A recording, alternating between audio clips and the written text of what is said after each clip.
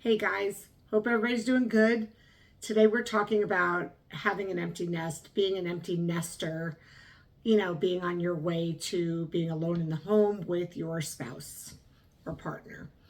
So I wanted to talk about this because I had some interesting conversations over the past couple of months with people that are thinking about or going through being an empty nester and thinking about retirement and planning for retirement. I had a conversation with my brother the other day, which that guy and I, we always laugh like really, really hard when we're talking. And we were just talking about being, at home with our spouses. And I'll touch on that later. But right now, I wanted to talk about the journey and the path of becoming an empty nester. And some people are so depressed and they're so sad and they're so, let me think of the word. I don't want to say depressed, but it's definitely an emotion that some people struggle with. Even I was struggling with it in the beginning. My daughter moved out in April and I was missing her terribly. And a coworker said to me, like, shut up. This is ridiculous. Appreciate every moment of your child's life. And she's right. She's right. Being an empty nester is kind of weird. I'm not fully there. I have one that moved out, and like I said, in April, and I have an 18-year-old who is so busy with work and hanging out with her friends that I almost want to say it's an empty nest, but she still lives here, so not really. But anyway, so I'm getting like the feels of it, and I struggled a little bit in the beginning because I don't know, it just felt different in the house. It was weird, and she used to come down and be like, hey, you want to play a board game or you want to do a puzzle? Or she would just come in and make me laugh or talk about work or whatever. And now she's not here. So I definitely went through like a feeling, and my coworker was like, pull your shit together. Like, come on. So we're going to talk about for a few minutes a bunch of stuff, I guess. We'll start with, your children. And my coworker made me realize, like, oh my God, how lucky am I to have been a part of my children's life from birth all the way up until they have moved out.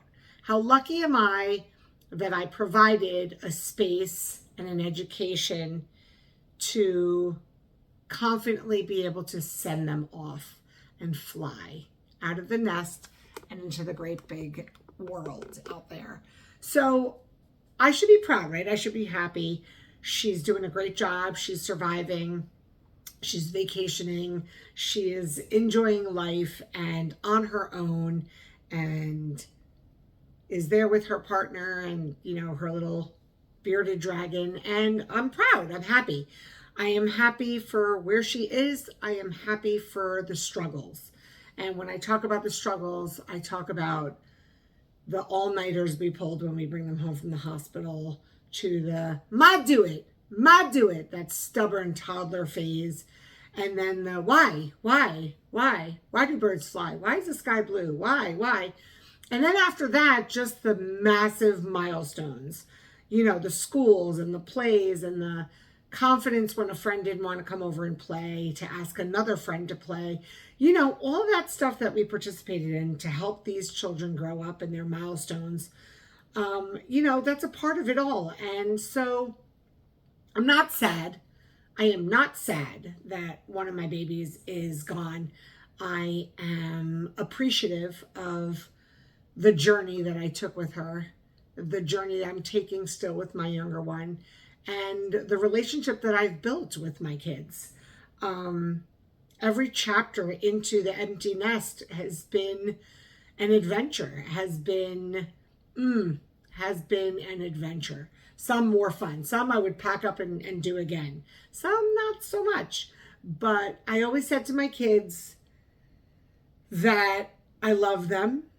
And I always said, we are not friends. When you get older and you have developed into the woman that you are and will be, I hope that you will be my best friend. And until then, I am your mother, you are my daughter, and there are rules and there are, lines we don't cross. But I'm happy to say that they are both adults now, and they're 18 and 26, and they are my little best friends, as is my own mother.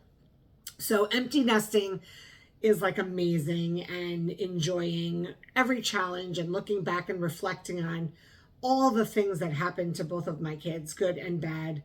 My marriage wasn't always stable, and I believe that made for my daughter to be extra strong. And my younger one has known nothing but happiness, and she, they've just been exposed to different things and different challenges in life that I went through and took them with me, and that they went through on their own, becoming, humans. And, I'm just happy to have them grown and happy to have them become who they have become. I'm proud of them. So I am not walking around depressed. I am not sad. Yes, I miss them. My older one came home on Saturday, spent the day with me and the night with her father, and in the same house. We're both living here, but we have different interests. So, we ended up listening to Disney music and doing a Disney puzzle, which was great. And we laughed and we talked, and it was just a great day. So I have learned to appreciate the next chapter of her coming home to visit, of me going to see her and her girlfriend and her bearded dragon and her little space. I have enjoyed every moment of this, and I am liking the empty nest. I'm liking the empty nest. Now, with that being said, there are some fears. I do have some fears. And this is the conversation I had with my brother, because that boy makes me laugh so much. Anyway, so my brother and I had this conversation about retirement and what it's like after, and what it will be like to be with our spouses like 24 hours a day. Now, neither one of us are near retirement, so don't get excited. I'm 50. He's, let's just say, older. He's older than I am, and neither one of us are there yet. We have a good solid little while before we'll be retiring. But we did touch base on being in our home once our children, because he's in the same boat. One is on his way out, and the other one, they're both pretty busy, so he's starting to get the feeling of no one's home. And we discussed like being home with our spouses like 24 hours a day. Now, again, I'm going to say it again. I love my husband. I enjoy so many things with him, so many adventures that we have and that we go on. I love our dinner dates with our friends. I love our pool time with our other friends. Like, I just love the life that we have together. However, I cannot imagine being home with him from like, good morning, babe, all the way to like, good night, babe, every single day in retirement. I don't know enough retired people to know that that is how they live their life, but I can tell you that I can't do it. I think it would be too much. I think I could probably do like a week, 10 days, but then I would be like, all right, what are we going to do now? So that has come up in my conversation with him. And excuse me, I have a friend that's husband is approaching retirement, and that has also come up. So how do you spend your days? What did you plan? Did you discuss this? Did you talk about this? Like retirement, and I'm not talking about the planning that we discussed in another video. I'm not talking about like the will and all that stuff. That's a whole different dimension. I'm talking about like, all right, babe, so what are you going to do from the minute you wake up till night? What if it's not what I want to do? What if it's like, what if I don't want to have the same schedule every day? What if, you talk about all this stuff and you start to think about what the next chapter will bring, because it's coming. Like, no, we're not going to blink. It's not tomorrow, but it's coming. Like, financially, will we be able to do X, Y, and Z? Will we still be able to travel? Will we be able to, spoil our kids when we can and want to spoil our kids? Will we be able to, spend time with all the people we want to spend time with? So, I discussed this with my brother, and I think he's at like the beginning phase. I'm a big planner. I'm that person who makes lists. I'm that person who, like, my calendar, I have it like a written one. I have a notebook. I'm always planning something. So for me, I do know that I'm going to want to be active in the morning, and I'm going to want to have my lunches with my girlfriends, breakfast with my girlfriends. My friends are a huge part of my life and my therapy, and I will continue to have them all be a part of my life, all of them. So I think that my retirement and my empty nest phase will include a lot of my girlfriends. And some of them are not near me yet. Some of them have little girls. Some of them have, very young children. And some of them are in the same boat as me, college grads and moving on to their next chapter of adulthood. So getting together with all these different ages of friends that I have will be fabulous because, it's interesting to hear how everybody's handling everything. So, what are we going to do after retirement? What are we going to do? I mean, my husband's got plans. He wants to learn how to do stuff. Like he wants to, maybe fly a little bit, and he wants to learn how to weld, and he wants to, there's a lot. He's got like a plan of like educational, go back to school and do this, that, and the other. I, on the other hand, have no desire to go back to learn anything. I was never a huge student, nor do I plan on doing that. But I do want to travel. I do want to. Who wants to get in an RV and travel the States? Like I do. I want that big RV. It doesn't have to be the big bad boy.